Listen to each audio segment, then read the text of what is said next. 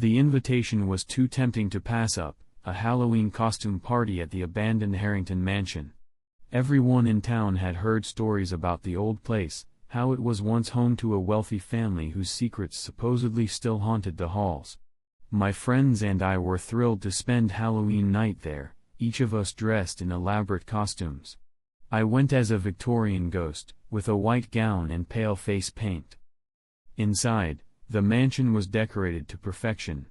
Fake spider webs hung in the corners, and flickering candles cast eerie shadows on the peeling walls.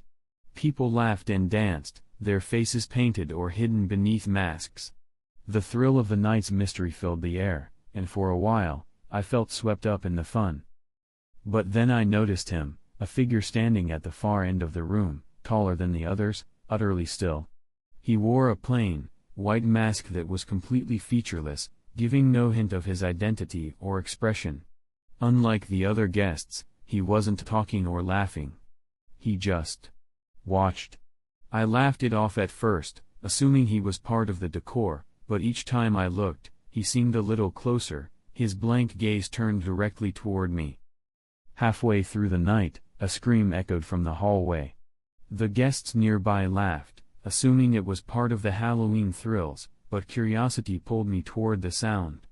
There, sprawled on the floor, lay a guest dressed as a vampire, his costume soaked in blood. I stepped back in horror, only to see the masked man standing at the other end of the hall, his head tilted slightly, as if savoring the scene. Heart pounding, I rushed back to the main room, trying to tell the others, but they brushed it off as a prank. Great special effects. Someone laughed. But I couldn't shake the image of the man's blank face watching me, his presence growing more sinister by the second. As the night wore on, the laughter and music began to sound hollow, and I felt trapped, a sense of dread settling over me. Somehow, I knew that this was no Halloween prank. Trying to shake off my fear, I scanned the room for the host, hoping he'd know if this was part of the night's events. But I couldn't find him anywhere. Meanwhile, more people had wandered off into different rooms, curiosity drawing them deeper into the mansion's shadows. Determined to leave, I made my way to the door, but it was locked. Panic rose as I realized we were trapped.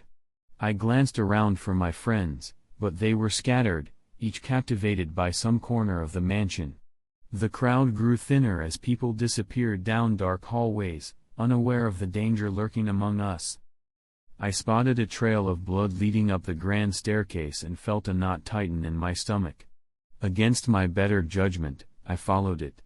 At the top, I found another guest, a woman dressed as a flapper, slumped against the wall, her eyes wide and unseeing, her neck slashed open.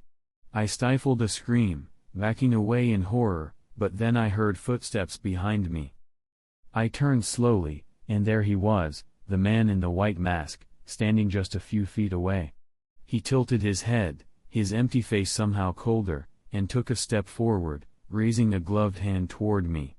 My heart pounded as I stumbled backward, narrowly avoiding the flapper's body. I fled down the hall, my footsteps echoing in the silence. I found a nearby room and slipped inside, locking the door behind me. 3 other guests were huddled there, their faces pale with fear. They'd seen him too.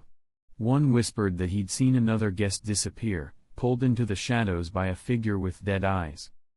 Suddenly, the lights flickered, casting eerie shadows across the walls. When they steadied, one of the guests was missing. The door was still locked, yet somehow the masked man had taken another victim.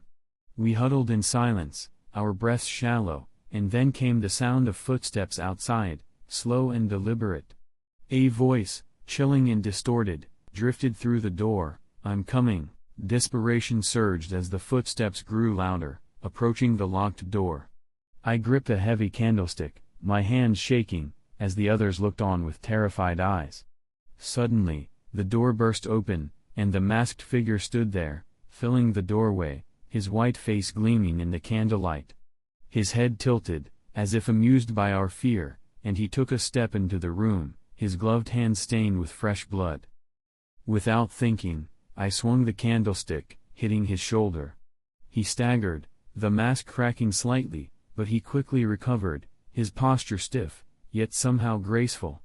One of the guests bolted for the door, but the killer moved with inhuman speed, blocking their path and slicing through the air with a glinting blade. A scream filled the room, cut short by a sickening, wet sound as blood spattered across the walls. I stumbled backward, my heart pounding, as the remaining guests and I darted past him, fleeing down the stairs.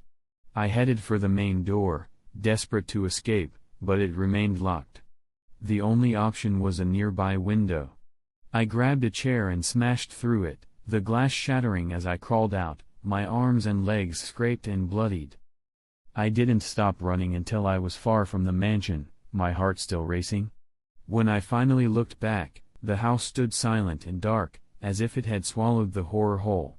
The police arrived, but when they searched, they found no bodies, no blood, only empty rooms and traces of a Halloween party gone horribly wrong.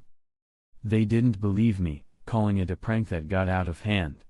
But I knew what I'd seen, the mask, the bodies, the cold eyes.